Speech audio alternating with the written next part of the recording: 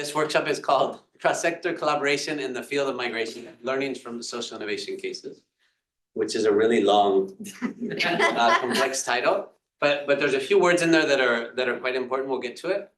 But kind of tying it in as we get started with the theme of the conference is full participation, true participation. And in a sense, what we've tried to do is bring together some experiences from a field where participation is a very important and complex issue, which is migration, refugees, people on the move, et cetera.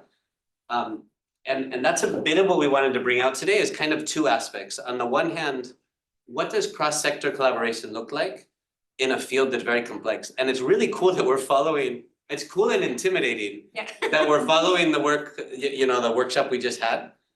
And in fact, even before we get started, I want us to sort of think about that and what we want to grab from here.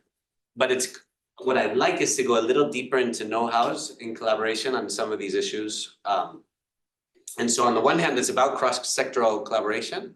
What does that look like and how does that increase participation? On the other hand, it's about migration a bit more specifically, but it should be applied to others. And then we want to spend a little bit of time at the end of the workshop thinking through how does this work with narrative building? Kind of in two aspects. So I say this to people so we can be thinking about it together as a room. On the one aspect, we're going to hear some really positive examples around migration. How do we get those into the general narrative? That's one question. The other question that I think is going to emerge is how important new narratives are to actually create new collaboration. So it's kind of like a virtuous circle. Changing narratives or building new narratives is the key at the beginning and at the end of these processes. So I just wanted to put that in our minds as we start out. Even like just thinking of what Roseanne said earlier, like I always believe homelessness, you can get rid of homelessness or you could solve, I think she said solve homelessness. That narrative, and notice how she took the mic and said that because she realized establishing that narrative is key to starting the conversation and to ending it. That's what I want us to do here today too, is kind of pick out what are these narrative pieces that we need to start with and end with in a sector that's plagued by terrible narratives, which is the sector of migration. So with that, I think we'll get started. Like I have a really long speech to begin with, but I think we'll jump straight in because I did enough with that. But let me introduce who's here. Maybe I'll let you all introduce yourselves briefly because I think we'll have time. I'll introduce myself. I'm Kenny Cluett. I co-lead Hello World, which is Ashoka's global migration initiative. I'm based in Spain, in Madrid in Spain, but it's really a global initiative. And in addition to facilitating, I'll bring one case study, which is our Hello World ecosystem accelerator, which we'll talk a tiny bit about. And that's about it for me. Why don't we do a brief introduction? If you guys want to introduce yourselves, I have really cool stuff here, but what can you say in a sentence? I will just ignore it. No, like who you are and what's the main thing you're working on? What is your initiative or what are you working on? Okay. Go ahead, Greta. Okay, so hi everyone, my name is Greta, I'm Mexican. I work for democracy and things that really don't exist, like participation democracy, or like when it comes to migration, what I think about migration is that borders are imaginary lines, right? And they cause so much trouble, but like, yeah, let's keep that in mind. Like we created these lines, Yep. We can decreate them, right? So like migration is like something that really doesn't exist. But okay, so I work for an organization that's called People Powered. We are a global hub for participatory democracy, which means I work to make sure that everyone gets a voice in deciding along with their governments on things that affect their lives. And I do that like with different mechanisms and stuff, but yeah, that's it. Wonderful, thank you. Dr. Marianne Fischer. Oh, doctor, yes, yeah, throw in the doctor right there. So yes, my name is Dr. Marianne Fischer. I'm German, based in Munich. I'm a lawyer, actually. That's the doctor, so not a medical doctor, if there's any emergency. Yes, I had the European or the continental European pro bono practice at Hogan Lovells, which is a big corporate law firm, global law firm, lots of offices around the world. So not the player you'd probably expect in an environment like this one, but we try to do our best and try to provide pro bono legal advice to as many individuals, NGOs, and anybody that needs it as we can. And yeah, we've work with the Human Safety Net and Patrick on a really exciting project that we're starting to promote here. Awesome. Mira, go ahead.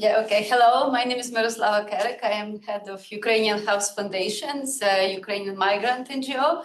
We work in Poland, so it's 15 years already. So the main idea was to kind of support migrants, Ukrainian migrants in Poland, to give them, to be aware of their rights, obligations, but also to help Poles to kind of also integrate within the changing community, also contradicting the notion of the mono-ethnic state, that there is actually many ethnicities still living which are not noted, and also new arriving ethnicities, new arriving people, so migrants and now refugees from Ukraine. These are like 2.5 million now, and it's still kind of visible, but not visible on the participation level. So that's what we do besides supporting refugees, providing holistic support to make awareness about us and our rights. And within Ashoka, Mira is the first Ukrainian fellow we've ever selected. Based in Poland. So now I usually don't say I am first, but this would be kind of. First, and so far the only, but it. I hope it's not, it's the only temporary thing. But it's interesting, before we get to Patrick, just to say it's been interesting for us being able to select fellows from countries we weren't present in because of migration in some ways. So it's like these weird narratives that switch themselves on. Patrick, go ahead. Yeah, I'm Patrick, also German. I'm the head of social impact at Generali, which is a large insurance company. And I run our corporate foundation in Germany, which is called the Human Safety Net. And we've been funding social innovators in the migration space for the last, I think, 8 years. Quite a bunch of them are Ashoka fellows, and we also work on things like selection together with Ashoka. But yeah, what's really interested me in the last 3-4 years is how to go beyond philanthropy and actually look at what our core business can do for migrants and refugees. And that's a joint project also with Lovells, and we'll tell you a bit more about that. Well, let's jump into that project, because the first one we want to explore, so we're going to have 4 case studies we're going to look at briefly. But the first one I want to ask Marian and Patrick, who have been collaborating together, your organizations have, on a number of things, I think. Yeah. But maybe we can start with what you're launching right now, Migrasure, how do you pronounce it? Migrasure. Migrasure. I've always thought of it in Spanish, like Migrasure. Right. Migrasure.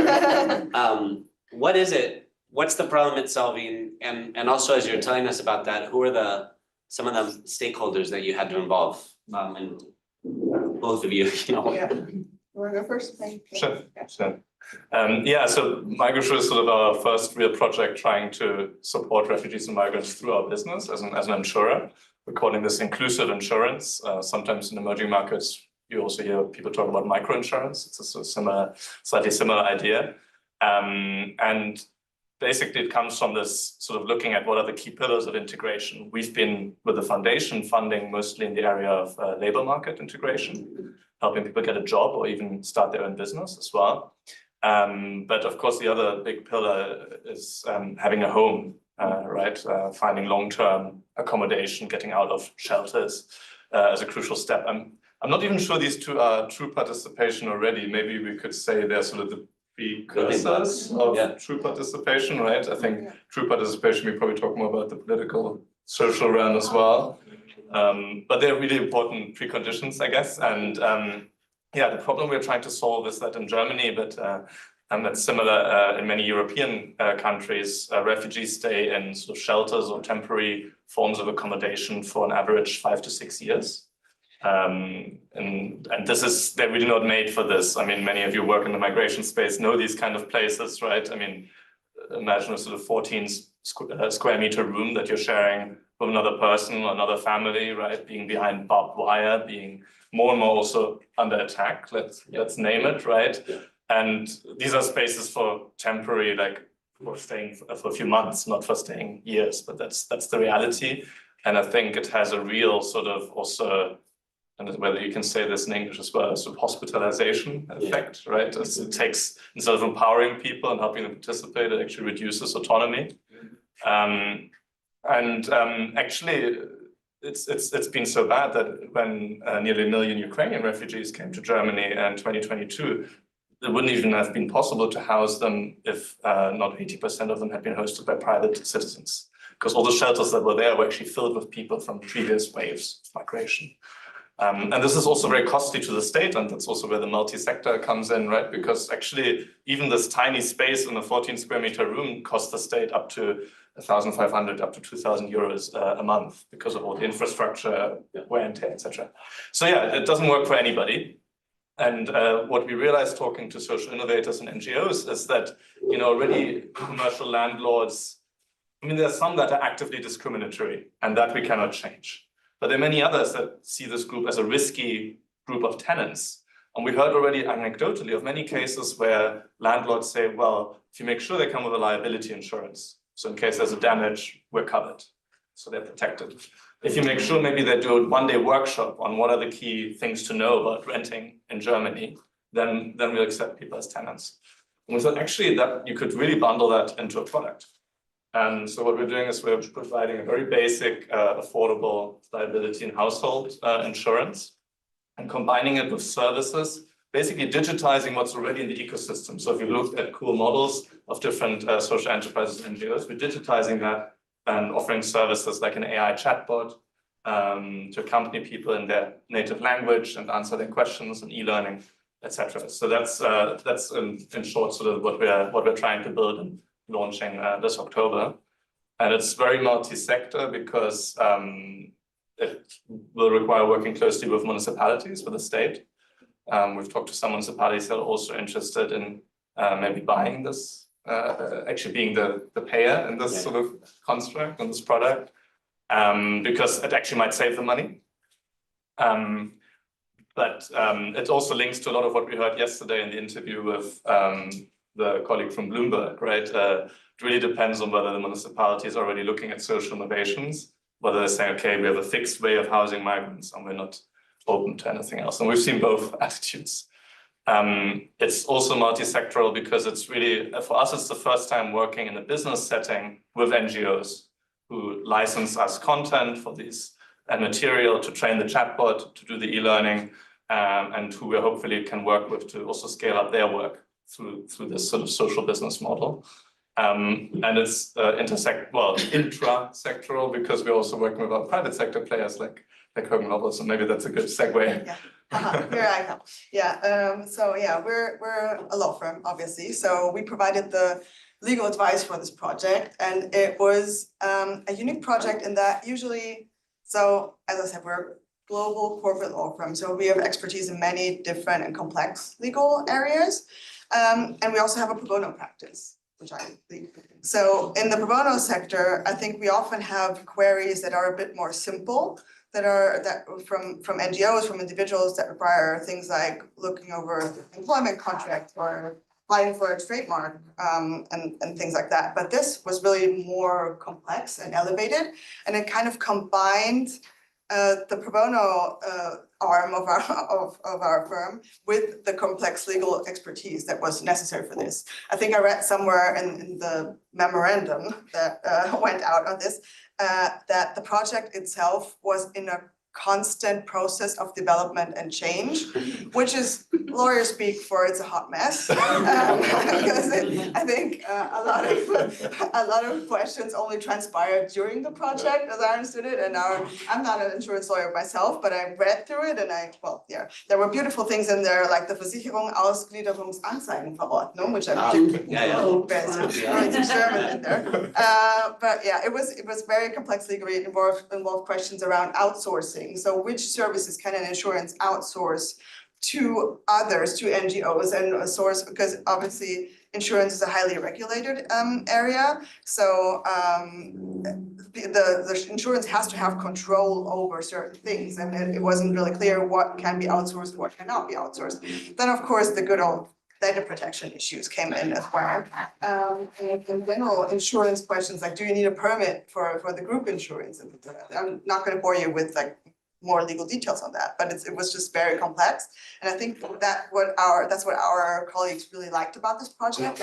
They could dig into that and actually apply all of their legal expertise, and it was still a pro bono project which had some impact in the end. So I think, yeah. I'm going to grab a few things from here. One is, so there's a few things that come up. One is the complexity, like you just touched on the complexity. And as social entrepreneurs, I know there's a lot of social entrepreneurs here, often we embark on projects and see all this complexity and think, shit, I have to become an expert in this.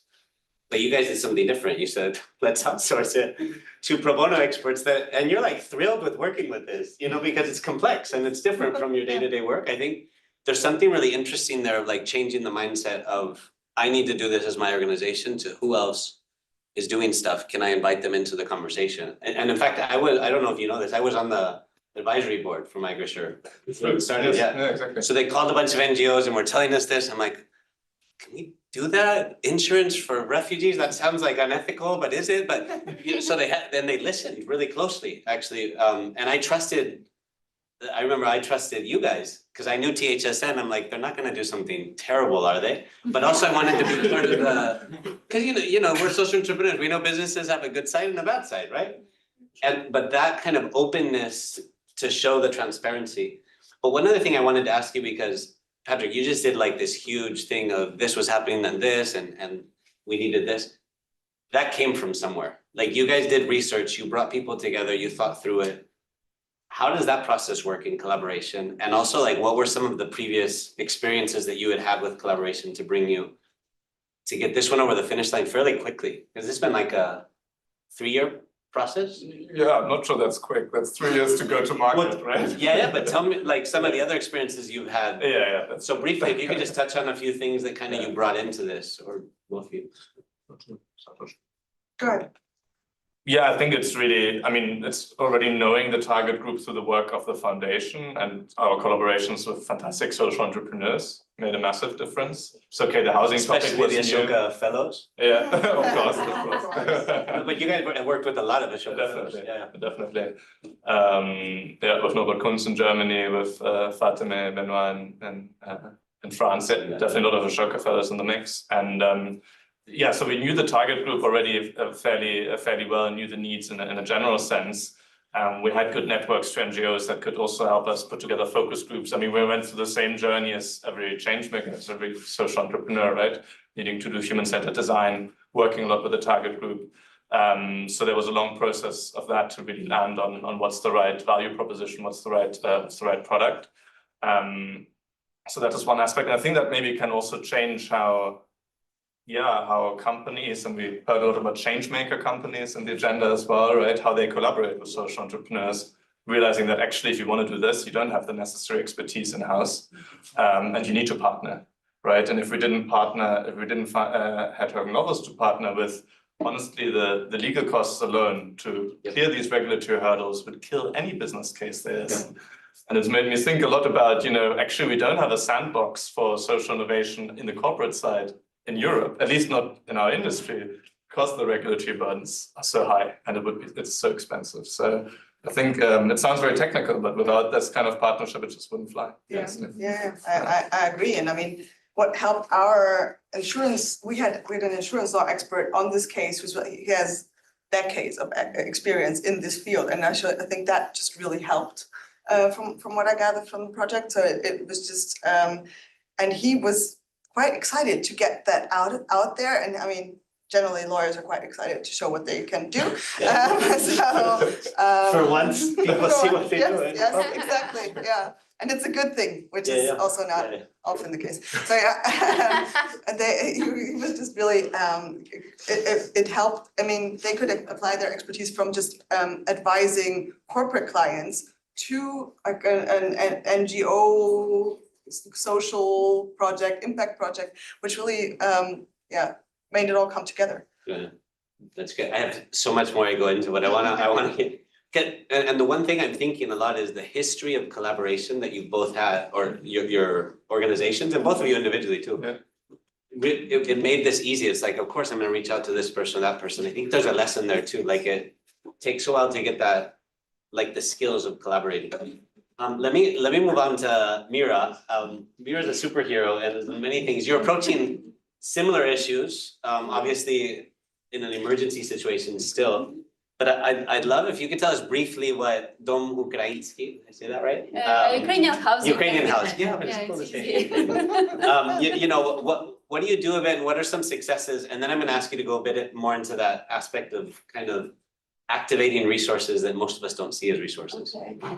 Well, actually, I maybe just say about what you actually inventing. We also, when the full-scale invasion started, we also occupied with accommodation of people. So we managed to accommodate around 14,000 people who fled in and come in. And this was also the result of trust, what was important, but also kind of trust of many different actors. So the activists who developed some program matching those who like, because it's a solidarity housing, so it's a people should trust us, the flats and the places, so we bring them people to live there, so they don't know the others. So they trust us flats, and those who were seeking for the accommodation, they were registering, also asking for flats, so we were matching. And we, at the beginning, it was Google Sheet, but then it was, or Excel, now I don't remember even, but generally it ended up that there are some activists, Polish activists who developed some program which we later on improved. We managed to kind of now monitor where the flat is like free, who will have to also match the needs. If somebody has 3 children, one person, like 4 person, and the other, I will accept this amount for this amount of people for this term. So it was easier for us to work, but this was also crucial. And I think this your idea is also one of the ideas should be, or is also somehow talking. We in Poland, we are talking about this insurance because this is very difficult for refugees to find the accommodation on the labor market. And there is one idea, I'm not sure, maybe I'll tell you later because I need to find out, but there is also one idea how to ensure the refugee, at least the possibility to take refugee to home and then to have insurance, and something happened or the person cannot pay the rent, then this insurance covers. So We're seeing collaboration Yeah. happen yeah, in the so moment. but Countries like it's market. not our project, but still it's also social entrepreneurship, but it's kind of also managing on the Polish in the market of I forgot this law on having rent. Sorry, I forgot English now. Have to those who rent apartments. Yeah. There is a big different law and different. Also, we have some kind of legacies also from the Soviet past that it's very dangerous. I mean, you have not many rights when you rent, and there are many issues that people are afraid to rent. So this is kind of whole social problem, not only refugees, but this is also the refugees, it touches even more, because that you always hear we don't rent to Ukrainians, to refugees, whatever. This is direct say, and so it's difficult to find. But returning to what we do besides housing, which we never did before the full-scale invasion, so it was kind of something we had to learn, have to make a structured with the people, to find people who will do it. So we still do it.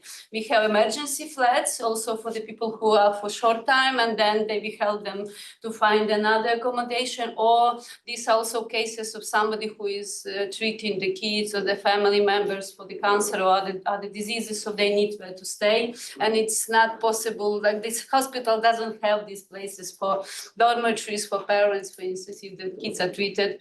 So this we work with that. We still house help to find accommodation, but in general, as a Ukrainian house, we provide like holistic support to refugees.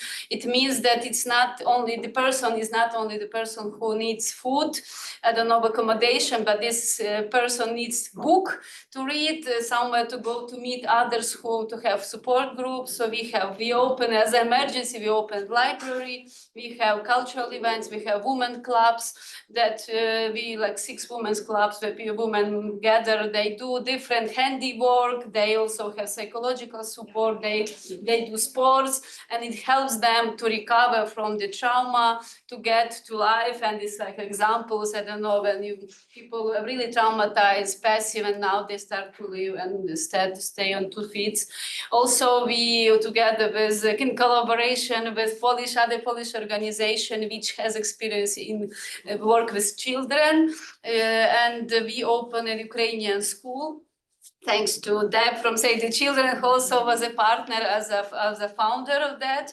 And this is also, we never run the school, but this was also important to have the partner who knows how to work with kids in this sense, like more kind of big scale, not just organizing some events for kids. This we did.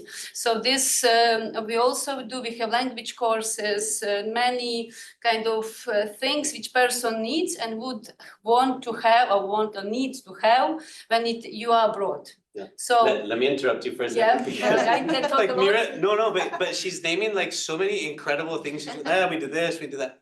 But one thing that's really interesting that I think is shocking to some people, I imagine in this room it's still we're more accustomed to it, I hope, is who works in these places? Okay. Who's doing this work? Yeah, so this is I know what you are asking this because it's not always obvious. We are migrants. I am migrant. I come from Ukraine. I live in Poland 22 years, and this our organization is 15 years, and it's migrant led. We have Poles and Ukrainians there. And that's why it's kind of, it's natural for us. So we have like Ukrainians or let's say mixed multicultural team, but still like Ukrainians who came from Ukraine, who work there. And also we have refugees who came, who also started to work there because they know the community, we have trust in the community. So people just, they don't need to explain what they're asking because we understand these cultural codes. It's also very important. And actually, for me, it was surprising. I was last year, I think, one conference on philanthropic foundations, and it was a panel. Whether do we have because there was about migration, do we have migrants in our boards on in decision what the projects to take? And I was, but how come? I know you don't have them. I mean, it was for me such an most weird question, but then I realized, well, it's actually a huge problem because we have like women's clubs. As I said, it's run by the refugees who came to clubs. They started to be they get help and they started to help. And now they're extremely great managers, coordinators of this. And in school, instead of learning how to run a school, we brought the refugee teachers and the school manager, she came from Ukraine and she is employed as a school manager. It's because she knows how to manage kids and school. So this is a way to do, and I think it's crucial, and it's especially with the language also. If I know that in German it's different than in Polish, it's not so easy to learn probably but still Polish is also not too easy to learn. If you want to work, if you want to be professional, you need to learn how to write, how to be kind of eloquent in this. So it's not an excuse to have other language like German, not to involve people in the team. So I think for us it's very important to be need-driven, to consult things we do with people, to evaluate and then to remodel if it doesn't work. And also we are kind of working with those who also are witnessing needs or witnesses or experiences the problem, so they also can kind of adjust. They understand what is need to be adjusted. So it's important to be also kind of participation. It's also you getting help, but then you can kind of give to others. Wow. Also. Yeah. And I think you're saying a couple, again, whenever I talk to Mira, there's so many things going on. Give me 1 second, or go ahead. I was just going to add to what she's saying as kind of responded to that, was, as a donor in that situation, the great part was that they were so focused on being multi-sector. Do you know what I mean? They looked at the child, the family, the community, where may they go, what would they do? They were asking and challenging us on the questions. It wasn't just about, will you take the fund, can we have funding? It was, this is what we're looking at, and this is that whole package. And I think that's the important part here as well. Is like that message, as you said right at the beginning, from the homeless person, what do you believe? We believe in supporting the family as they now migrate here. And that was a driver for us that we weren't hearing from other people. Yeah. This is Save the Children, by the way, I imagine. Yes. The entire Save the Children, no. But exactly, I think the thing that you hear from Mira as you're saying this is you had this hub of basically creating those connections and telling the whole story to the funders, and not just funders, like you work a lot with local we are grassroots partners, Polish organizations, with the global organization. It's like, if you want to know how to really help refugees in Poland, you go to Mira.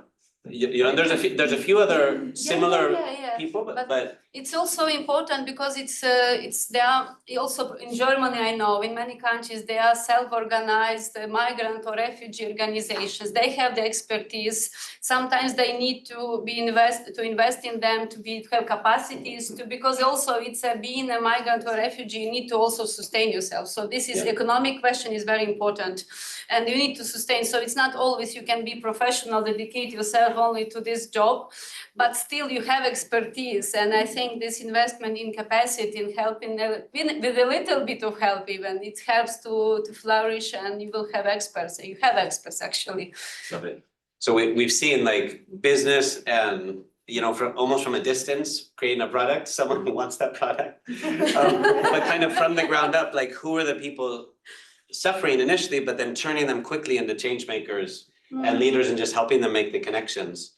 Let me turn to Greta. So you've been working on democratic participation for a little tiny bit, you know, for a few years, right? And founding your own organization, then working with or leading I just forgot the name. People powered. People powered, sorry.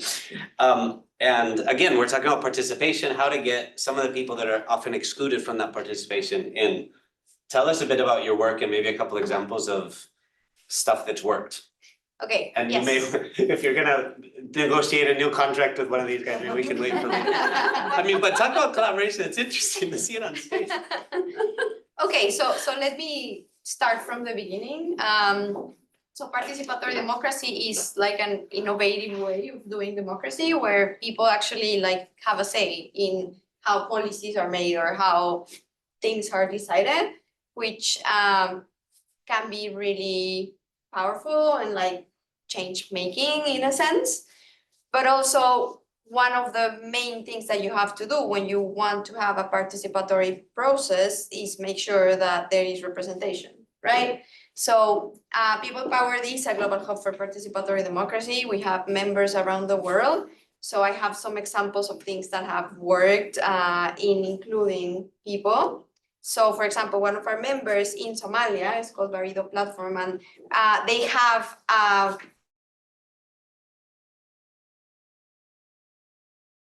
migrate, but also they get a lot of migration, like people go through their territory.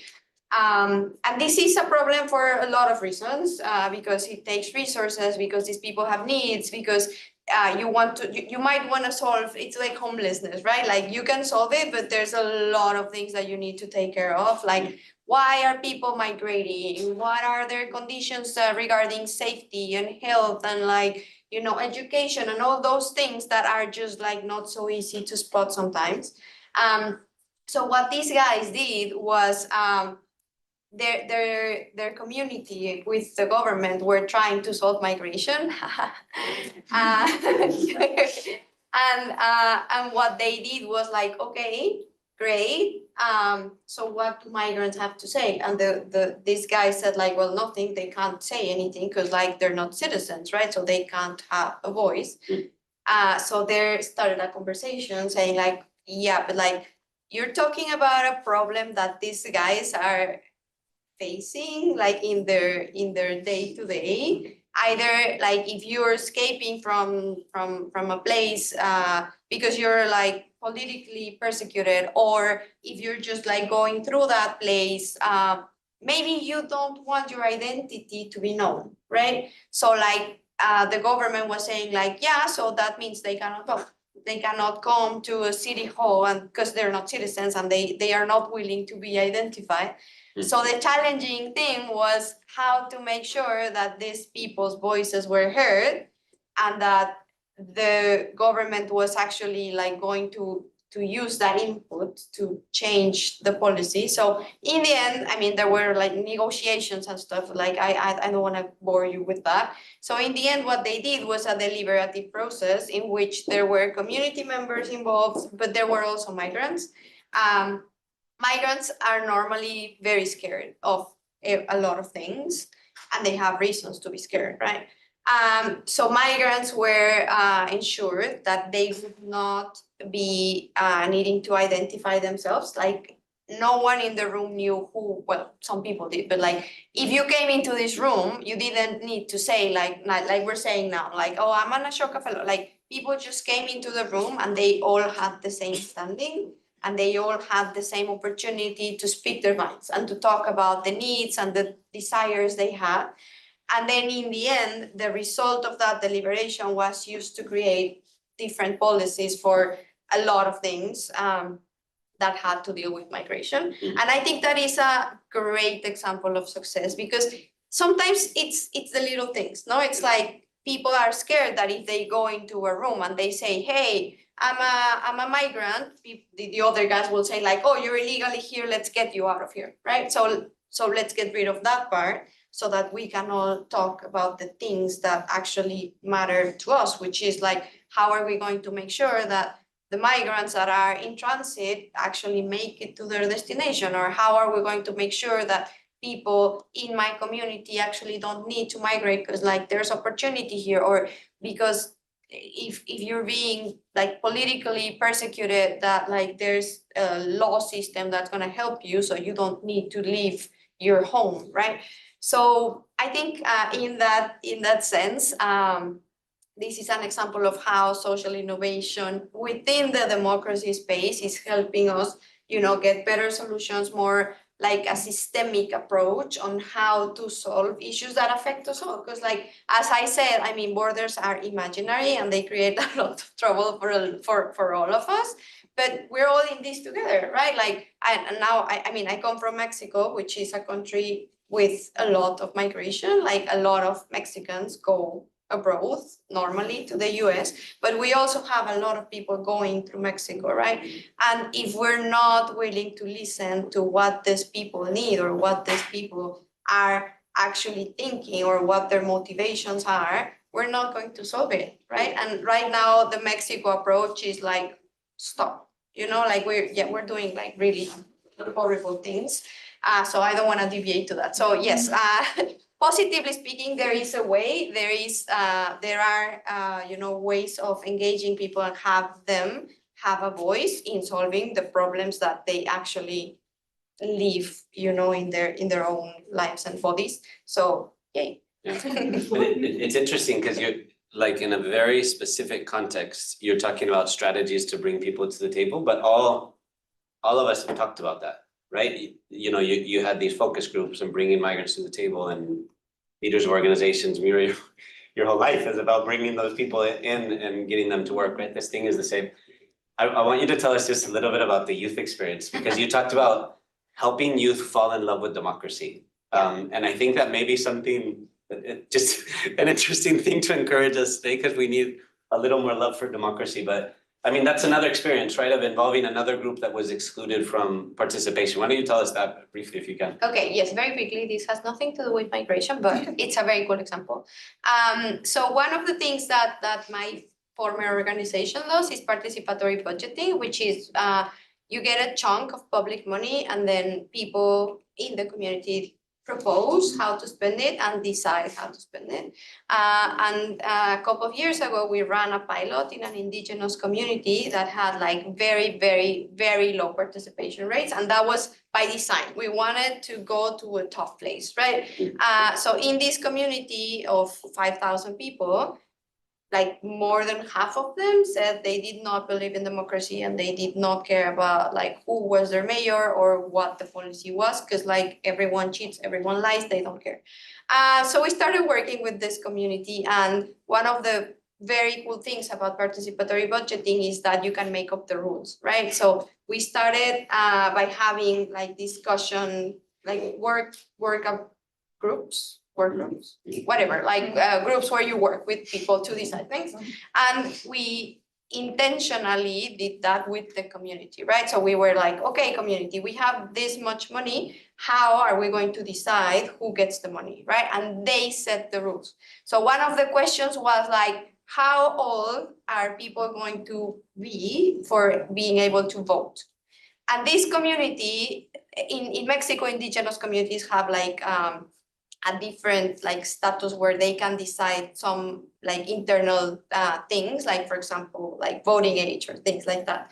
So in this community, when you're 10, you have to start like giving back to the community. So you have to, Wow. for example, come and like clean, you know, the church or the cemetery or whatever, right? And so they said like, since responsibility starts at 10, so they should be able to vote at 10, which was like really cool. And yeah, like also we were a bit scared because like this had never happened, right? So we said like, okay, but we said we would respect what the community wants. So yes, okay, let's do it. So we designed the process from the beginning to make sure that kids, number one, understood what this was about. So like we created a handbook for kids saying like, hey, there's this money that you can decide how to spend. Please give us ideas and then come and vote. And it was really cool because we went to their schools, we talked to kids like at recess time and like at matches, you know, it was really, really cool. And of course, we had one of the rules that the community chose was that we were going to have 3 winning projects, not 1, because like normally it's just 1, but they said, no, let's have 3. Let's divide the money into 3 so we can have 3 things come true. And from those 3, 2 of them were proposed by kids. So that was like, well, one kid and one young guy who was like 27, 28. And it was really cool because when we talked to the kids in the school, number one, they were like really like mind blown that they were going to be able to vote. Like, because yeah, for them it's like, oh my God, you know, like this is something my parents do and like I will never do or whatever. So for them, it was like really empowering to be able to propose, but also to vote. And something that happened was that all the kids, they were, you know, like organizing among themselves to convince, you know, their kids, their friends to vote for the project that they wanted. So of course, the projects that won. Loving from a Yeah. So project 1 was a reforestation project by a 12-year-old girl who was like really concerned about climate change. So that was like really cool. And project number 2 was a football court, of course. And of course, like There's always one. Every participant. 'Cause there's not yeah, enough. but you know, like no, like male kids were so in love with the project, no? Like I talked to them and they were like, I'm voting for the soccer court, you know, like they were like so into it. Yeah, I mean that was really cute. And something that happened in this community, well, 2 things happened in this community, and I'm gonna stop talking about it very soon. So number 1 is this community, as I said, was not participative at all. They did not like democracy at all. So in the last election, they had like a 20% turnout rate. So in our election, we had double that. So I mean, that was big, like, ha ha ha, government, we beat you. So, and number 2, we also had a strategy to involve women in all the process and stuff. And this community, they have like a special like representation, like a council of elders, let's say, and they had never had a woman be elected to this council of elders.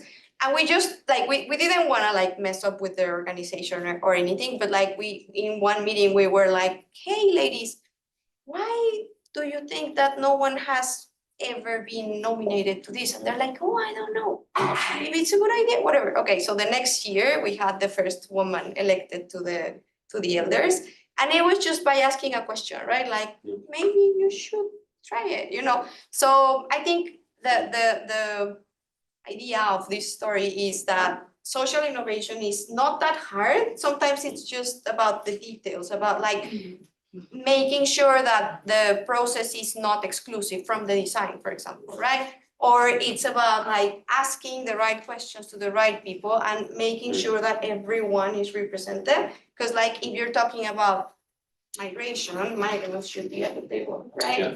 So that's.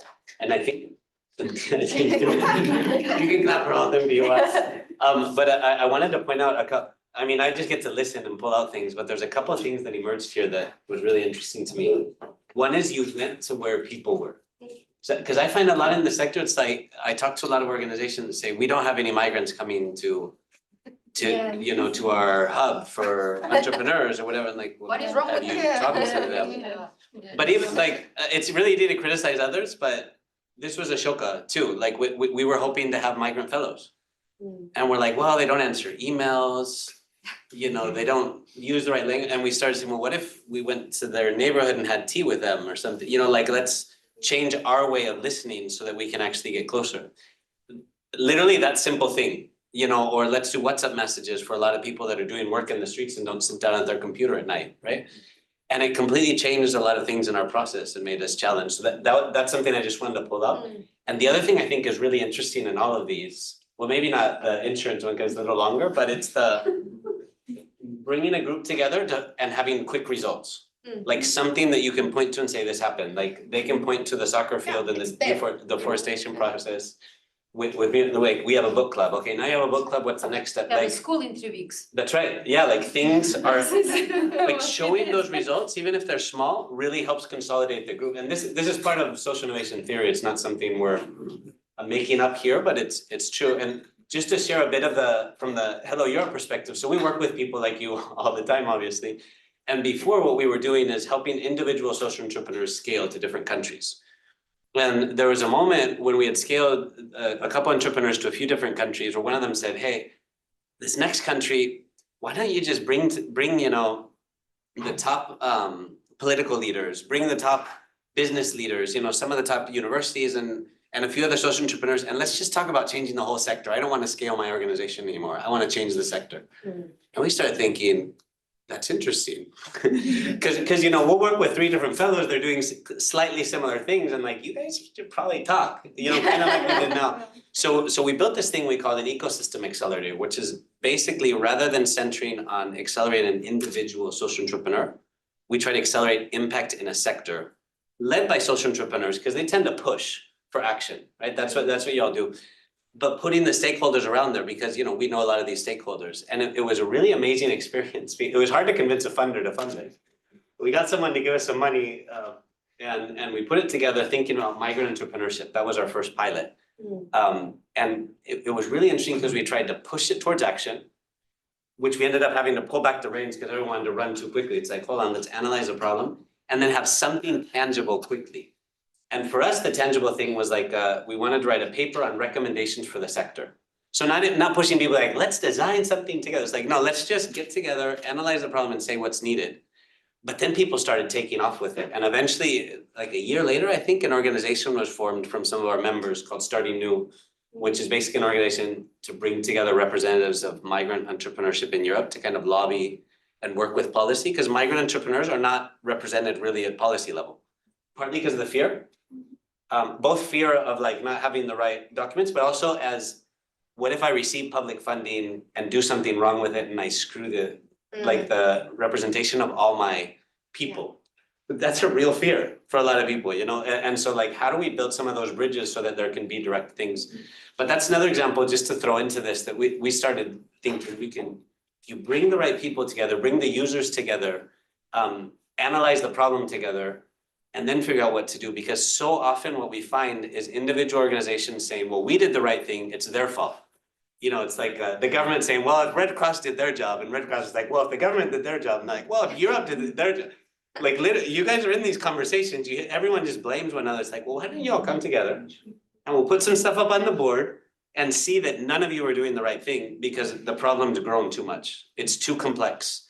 So let's think about this together. That's another piece here, and I think that's what I was trying to get to with you, Patrick, too, because you have this board of everything that's happening in the insurance thing that came from bringing all the players together to see it. So I'll stop there for a second. This was intense. There's a lot of examples. Let me stop. We want to move this a bit into narratives and what are some of the narratives, but I want to stop and kind of hear from you all, either questions or if there's a comment, or if you already want to move into some of the, I'm seeing something here, I want to move on. If you have anything to say, that's basically what I'm. Any questions, any ideas, any? There we go. So maybe like a thought, like I don't have like a question or conclusion, but I would love to like maybe like brainstorm with you. Because even in the area of migration, we have different layers and different privileges. I'm a migrant myself. I'm based in Hamburg, moved from Holland, and I was moving around different countries where I saw my role and like how I was perceived was different depending where I was.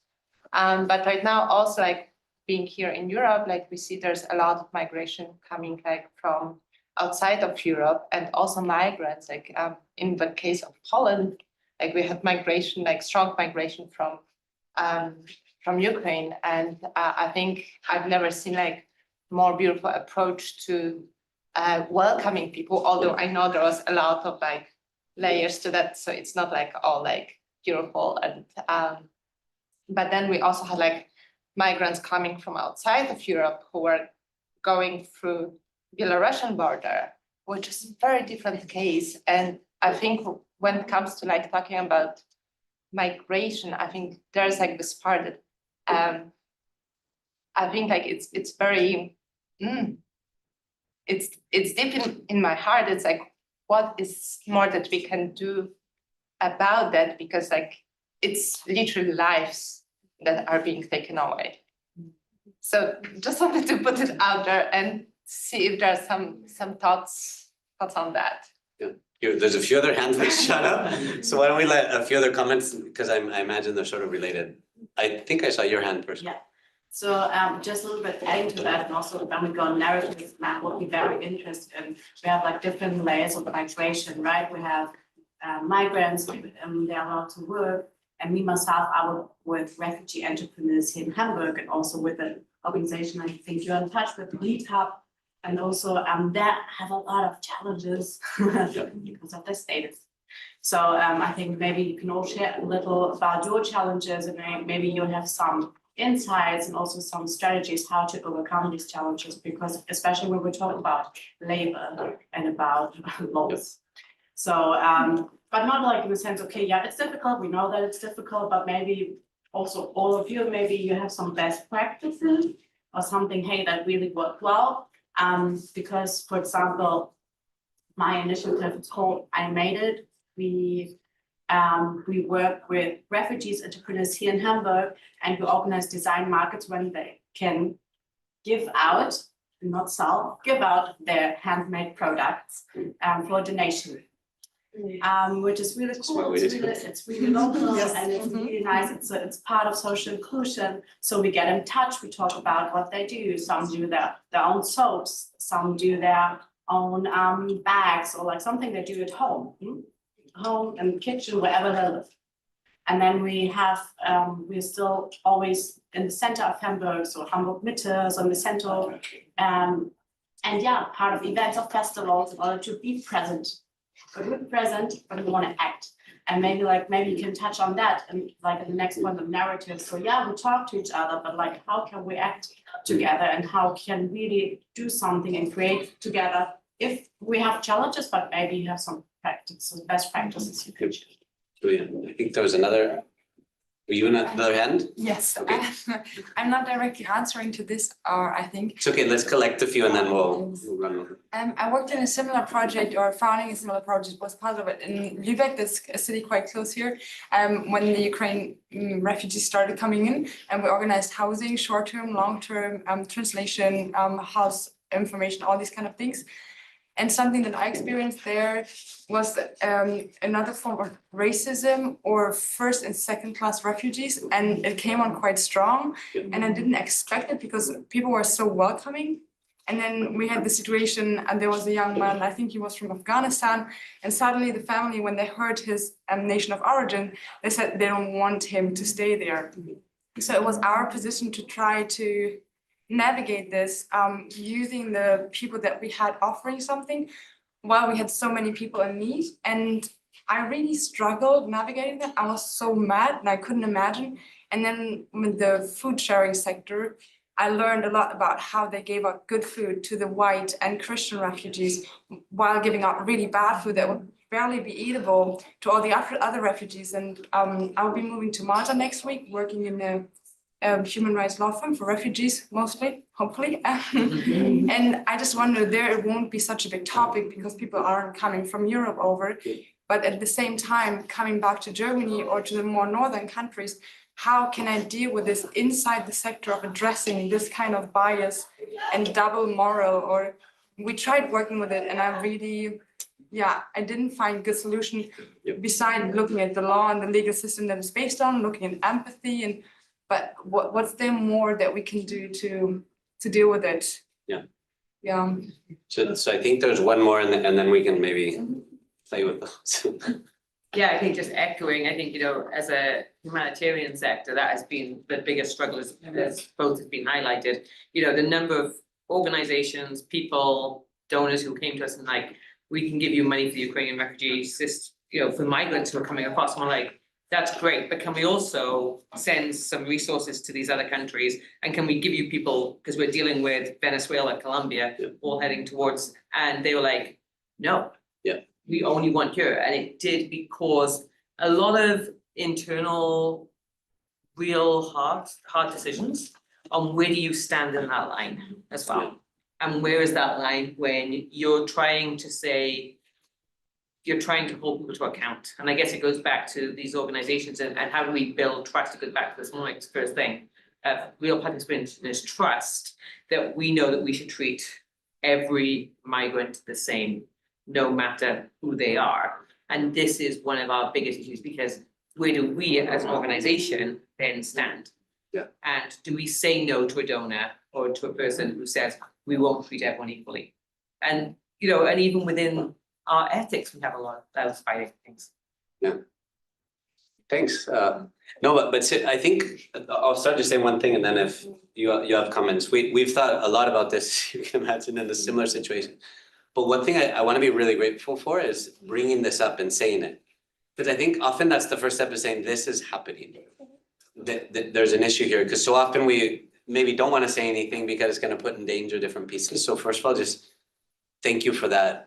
I have a few thoughts. Maybe I'll say one thing and then open up, because so Hello Europe started in 2016 when there was a significant number, not a huge number, but for Europe, we thought it was a huge number. That's a significant number of migrants for the European ecosystem coming, particularly from Syria and some other places. And we've lived through a few of these, and then we're very active in Latin America as well, where the majority of migration is Venezuelan, which is treated very differently than Bolivian or Colombian. And one thing, two things that have been interesting for us is, one thing, we did an analysis on, we brought different stakeholders together and did an analysis on what are some of the issues that migrants or people on the move face throughout their journey from making the decision to migrate until full, I think we said full empowerment back then, full citizenship, when they feel fully integrated. And we used design thinking strategies and analyzed different, what they call personas there, like a refugee that was in a pretty good financial situation, someone without paperwork, with paperwork. And we brought together, there were high level government people and migrant leaders who had been through really different situations. And we put them together in groups without them knowing necessarily who was who. I mean, obviously, but, and it was really interesting because the analysis, there's a lot to say about that, but the analysis showed that the issues that they encounter, y'all know, when you do design thinking, there's a customer journey, right? There's the good points and the low points. So the low points were the same for every group of migrants, but the depth of lowness was very different. So for example, my family is from North America. We moved to Spain when I was young. Technically, we're migrants. Finding our first home was a frustrating experience, but it meant another night in a hotel, but it was a frustrating experience. For Serine, who had come on a boat from Senegal to Spain, through the desert from Senegal to Spain, not finding a home meant ending up in prison the first night. It was both a low point, but obviously the impact was very different. So we started making choices of, okay, let's look at what group has the biggest impact, and that's the group we work with. Because if we're able to, this is design thinking theory, right? If we're able to up the curve, for the lowest group, everyone else kind of goes up. And I think a bit of that's behind the insurance piece as well, right? Because if you're very wealthy or look very wide or whatever, it's probably easier to get a contract. But you guys are thinking, what about the people where they're like, well, I don't know if I trust someone from Somalia. So that was the one thing just to bring from the Hello perspective.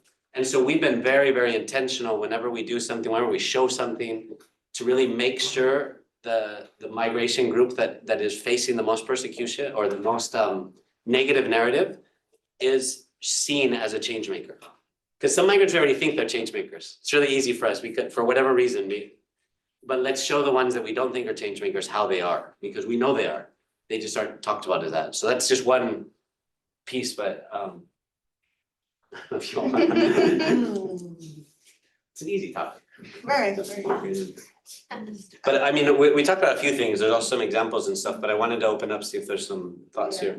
I mean, I can just say, so from our perspective, we've done a lot of pro bono work with people from Afghanistan, two are back there, Sarah and Manisha, whose artworks you can see down there, actually, so just a little shameless plug here, but yes. And we've been doing that for quite a while after the Taliban takeover, obviously. And then the Ukraine crisis happened, the war started, and we saw, so just basically echoing what you guys were saying, that we saw a little shift that people might have been a little more inclined to volunteer helping Ukrainian refugees than they were with other groups of refugees. So I think we're just trying to, we kept working with people from Afghanistan. And I think that's just one of the things that so don't let it go, don't just, keep it up. And we've been, we started a collaborative project with 7 other big law firms actually in Germany to get people out of Afghanistan. Started with family reunification.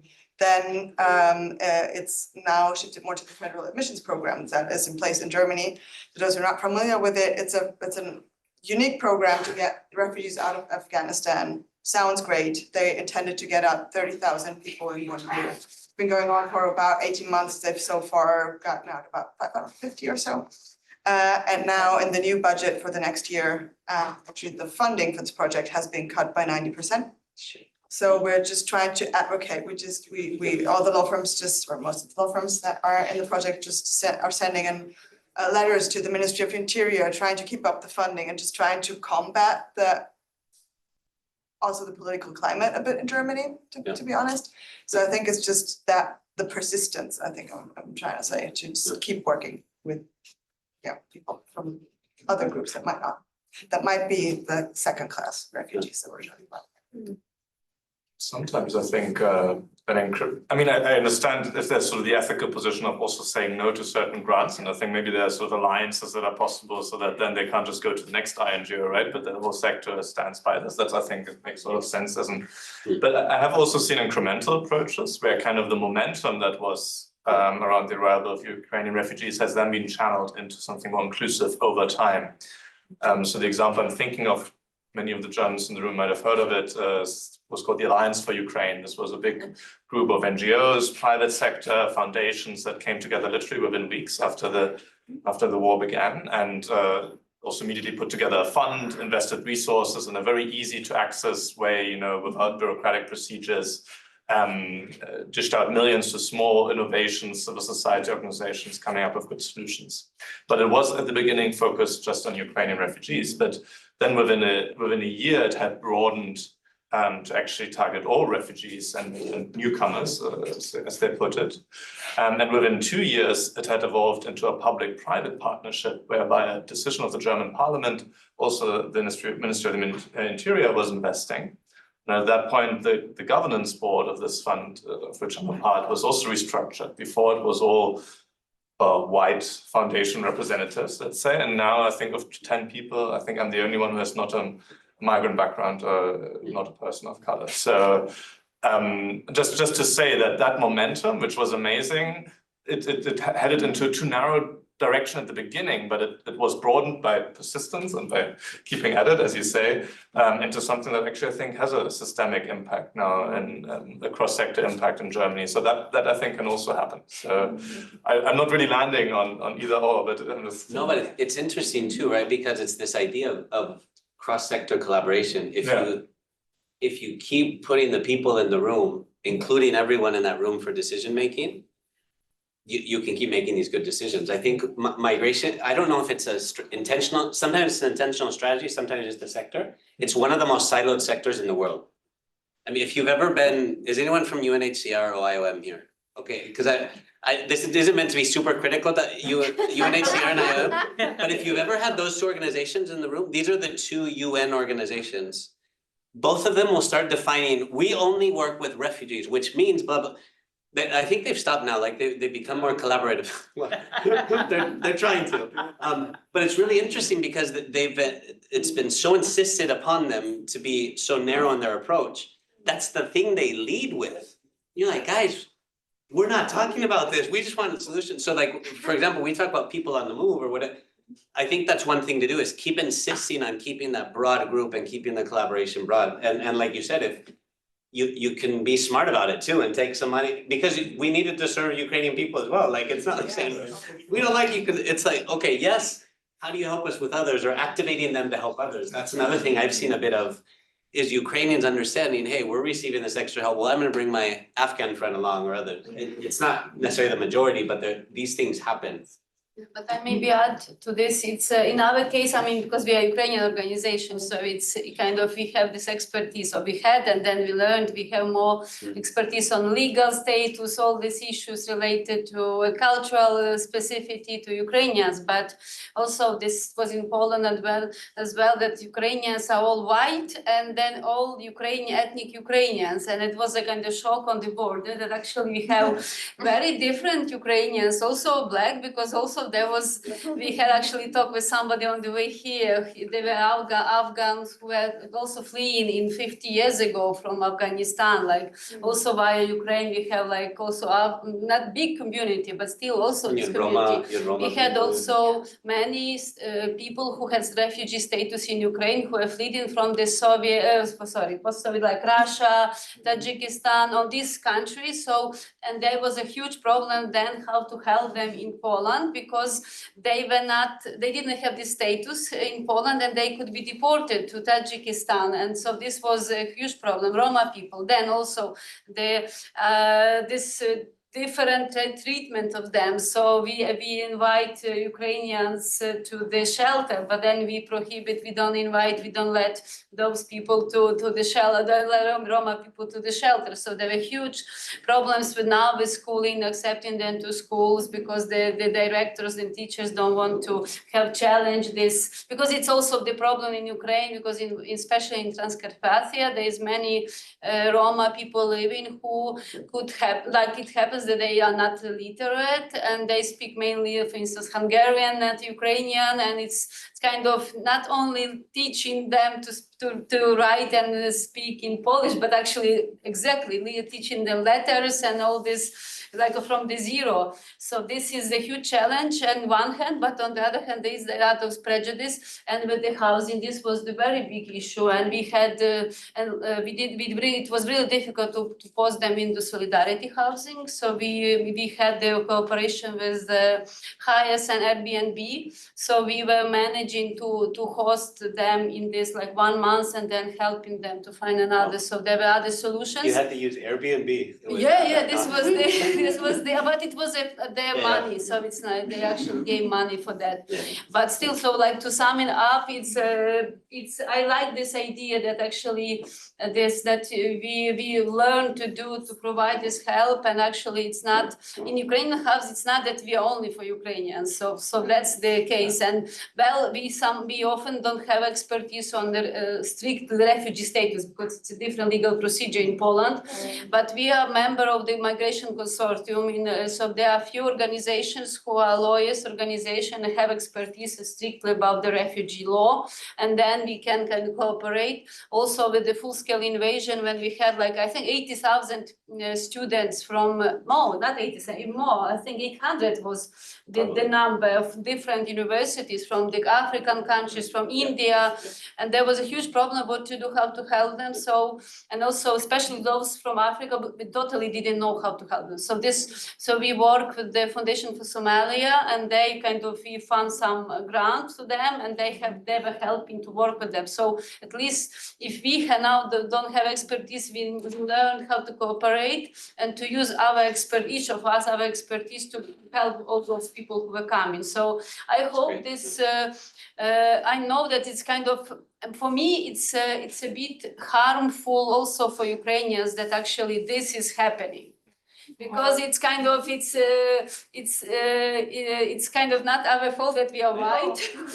That's, I mean, that's just the majority. Cut to the beach. But on the other hand, it's a pity. I mean, it's very sorry and it's very challenging how to deal with that, how to contradict with that. So this is, I mean, I understand. Got it the right way. I didn't. No, I meant. This is how every refugee deserves to be treated. I mean differently, not what you said. I mean that there is this criticism appears, and that it harms then because it's kind of, I don't know how to say. It's kind of, I don't know how to say it.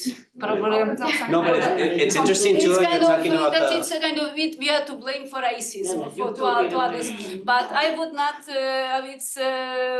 It's unfortunate. This is the situation. This is it's a kind of effect of racism in many countries. I mean, this is it's not. It's unfortunately this is. And to you maybe this just to this how to say activism. I think it's important to come to the community and to, for instance, if you, I don't know how was your name on the, and I think I don't know whether you have a migrant in your team, but maybe just what I know, what happens usually, you should maybe beat the community, and what we did is we do some kind of workshops which are easy to grab people.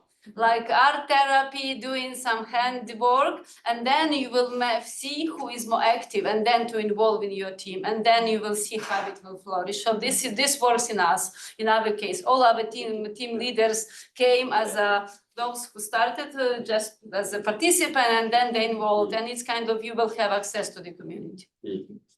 Okay, I think you will. Go ahead. I have a question in terms of, so what does that mean for cross-sector collaboration? And also a moment where, in terms of narratives, we can build solidarity around the fact that we're in this together, right? Kenny, you were speaking about, everybody suffers, like the challenges, they can be a spectrum, but everybody is suffering.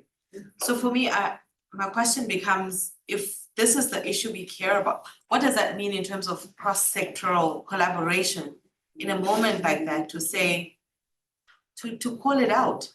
The question around, I understand that, you can get the money in the interim and, you can change down the line, but isn't that a moment to have really powerful change and to change harmful narratives in that moment, to say, we cannot accept this money because the issue of, refugees and migrants is affecting everybody deeply. And in that moment, then have the difficult conversations to say, how do we build solidarity? Like not waste a crisis, right? Use that moment to leverage and say, this is how change then happens. Like in terms of cross-sector collaboration, isn't that the moment to really extend that solidarity across the divide and to use it as a moment to have deep change?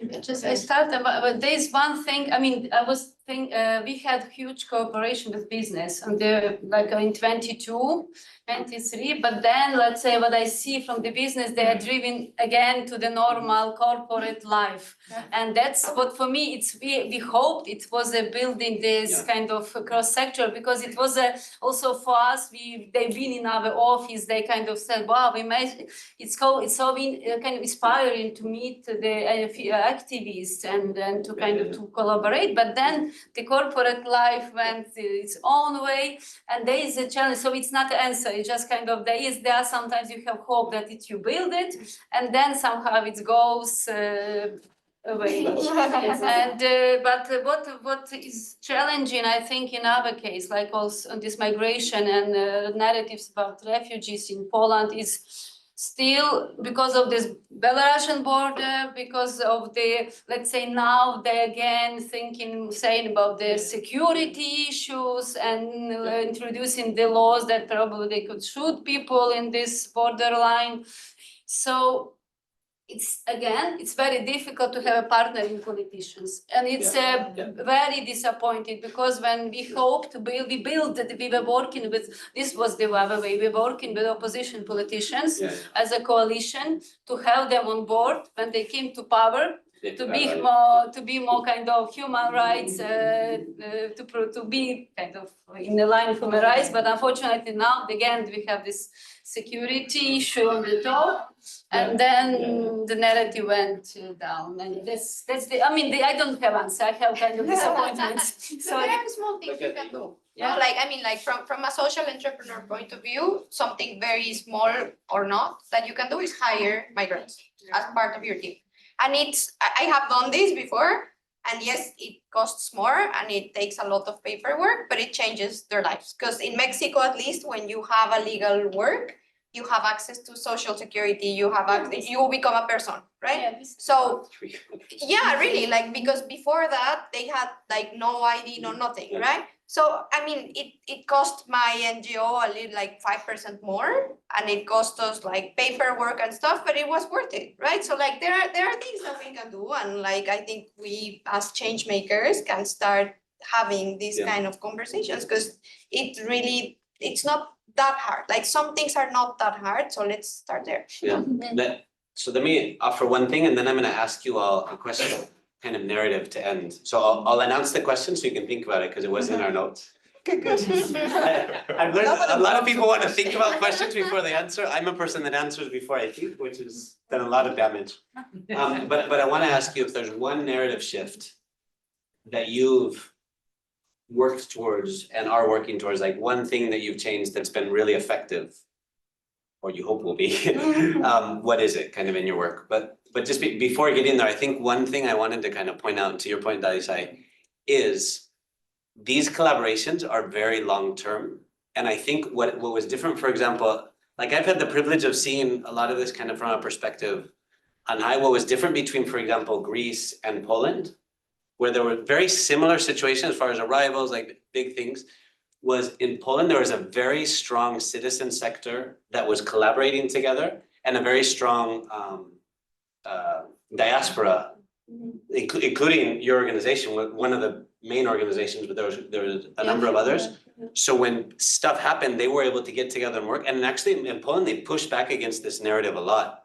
And now this Coalition for Migration, which is also founded by an Ashoka Fellow, are pushing the government to create and design a public policy on migration, because Poland doesn't have a public policy on migration that is useful. And you know, Mira's already expressing some, you know, disappointment, because it's going to be hard. They've gone from collaboration mode to now they're in power. Now we have to lobby. But they're doing that together, right? Very painful, because you know the people who are decision makers now, because I know them from a few years, and we are kind of, let's not friends, but kind of, you know, on the way to drink coffee together. Yeah. But now I know you they wanna throw have the- face of politicians, and now it's close. Kind of, you don't speak with them because they. But you're pushing. You know, We are so pushing. just as the point, I think that's the one thing we're observing is when the relationships are there, when the citizen sector is strong, there's so much more power to combat some of these things. When everyone's doing their own little thing, it's impossible, because they compete. And that's the strategy often from the state or from funders is, I'm gonna give you all just a little bit of the piece, and then you have to fight each other. It's not always an intentional strategy, but it's the way, like, we're all in the sector. I don't have big one. But let me turn to that question, because we are nearing the end. What's the narrative shift that you want to see, that you've seen, that's effective? Let's start with Patrick. Looks like it's got one. Well, I think one big narrative that's being promoted, largely well-meaningly, I think certainly in Germany is, but I think also in other European countries, is around the economic utility of migration, right? We have massive skilled workers shortages. We pretty much need 1.2 million migrants per year just to keep our workforce at the same level in the coming years. It affects all industries, etc. So there's that economic utility argument, but it's quite flawed, and I think in multiple ways. But if we just pick out two, right? I think one is that it allows for sort of this distinction to be drawn between good and bad migrants. And that's actually exactly what the far right is doing, right? They're saying, oh, we're not against the right kind of migration, you know, we're just, I think there's so many Ashoka fellows who prove that this is not the case, right? I mean, Anne, who will speak shortly, right? She shows that refugees can fill positions in IT, like, you know, some of the most skilled positions they are. So it's not the case, but this is what this narrative sort of allows to happen. And I think the other thing is that it's sort of, it's sort of repeating history because Germany had sort of large waves of migration before and of so-called guest workers, right? And there was always the case, oh, they will go back eventually, right? So it was a pure economic utility argument, which means that as a society, we've, I think to this day, not properly processed that we are an immigrant society, that we are a multicultural society. And if we don't take that opportunity now, because we're just pushing on economic utility, once again, we're really missing the point and really miss a big opportunity. So. Thank you. Mira, what about you? Yeah, it's, well, I don't know whether I have successful, maybe I just say what is important, what we kind of underline, it relates to your case as well.